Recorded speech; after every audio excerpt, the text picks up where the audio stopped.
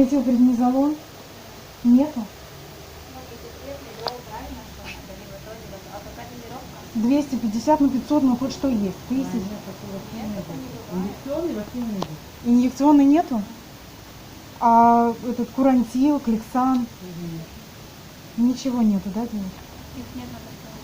Низолон возили с Украины и с России сначала. Амбробены заказывали тоже оттуда и оттуда. Те, кто лежал в больнице, искали, брали, привозили.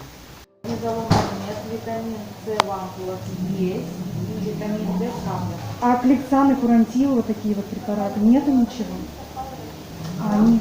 И потратили, что дать надо. А соломедро, а где можно найти? Вот метилпреднизолон. Нету? А вообще он был у вас? Ну, 200 упаковок, тут же как бы не везде забирали себе. Люди паника такая. А клексан, курантил? Я вроде даже не было. Даже не было, да, из этих? А азитромицин есть антибиотик? Тоже нет? Да, был недавно.